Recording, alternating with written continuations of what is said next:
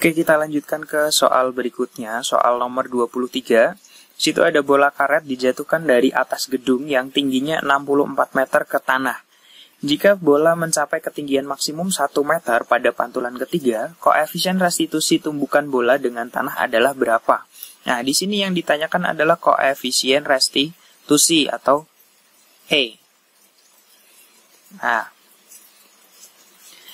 pada kasus bola yang memantul pada lantai atau pada tanah, itu berlaku untuk mencari nilai koefisien restitusinya, itu dirumuskan E sama dengan akar H1 per H, atau bisa juga pakai akar H2 per H1, atau sama dengan akar H3 per H2, dan seterusnya. Di mana H itu merupakan tinggi awal benda jatuh, H1 merupakan tinggi pantulan pertama, H2 tinggi pantulan kedua, H3 itu merupakan tinggi pantulan ketiga.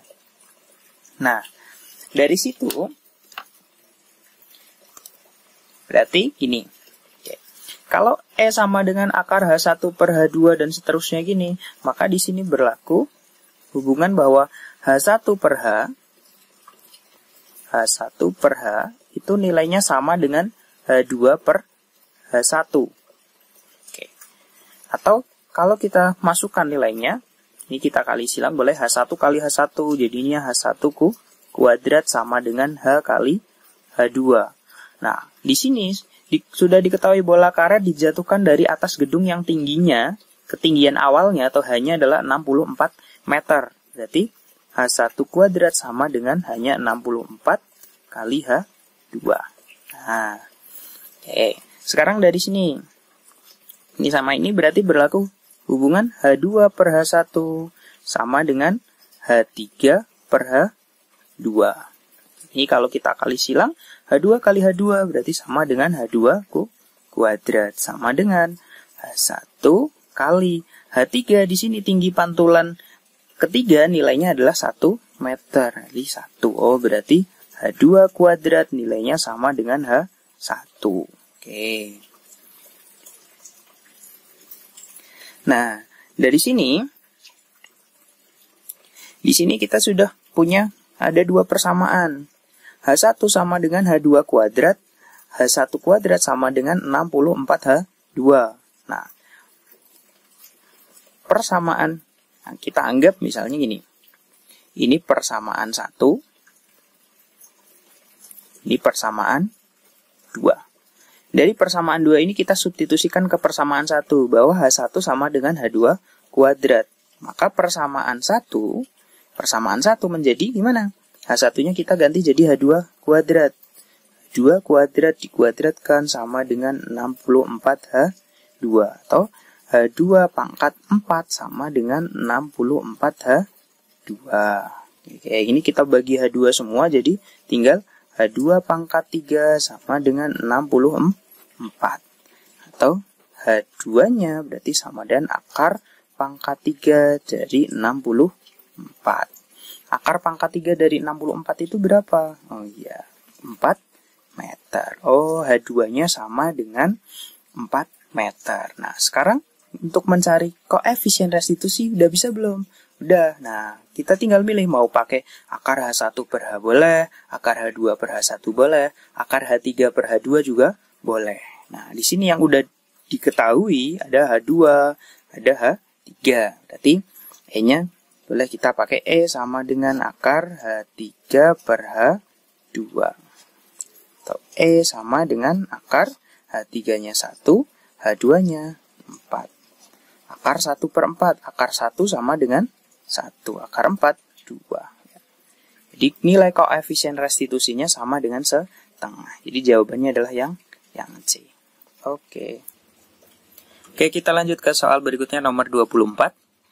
Benda A dan benda B yang masanya masing-masing 5 kg dan 3 kg bergerak saling mendekati dengan kecepatan masing-masing 2 meter per sekon dan 4 meter per sekon.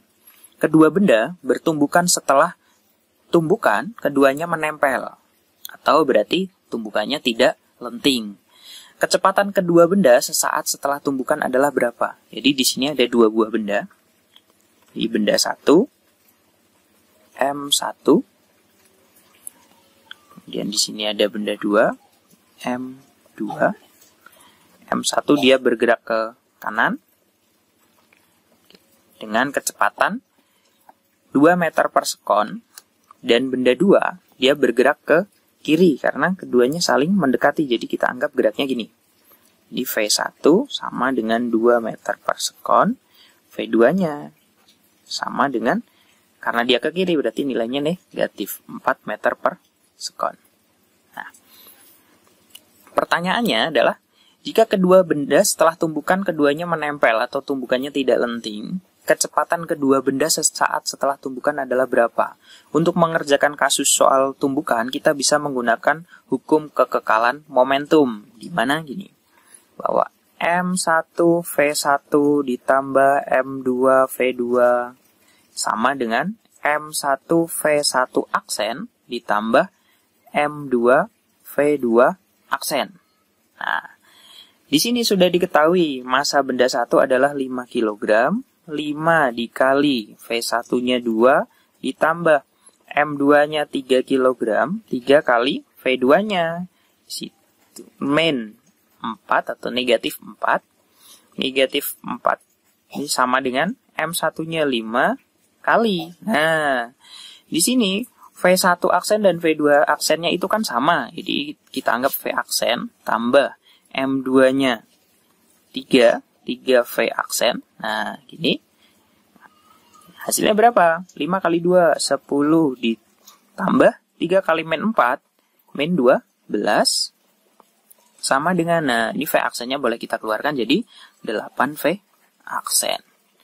Sehingga di sini tinggal berapa? 10 min 12. Min 2 sama dengan 8 V aksen. Atau V aksennya berarti sama dengan min 2 per 8 atau sama dengan min 1/4 atau 0,25 meter per sekon.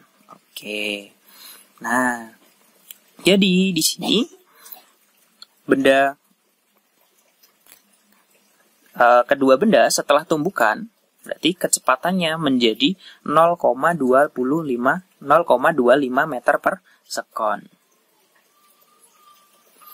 Berarti jawabannya yang mana? Nah, di sini ada dua, ada A atau B. Nah, oke.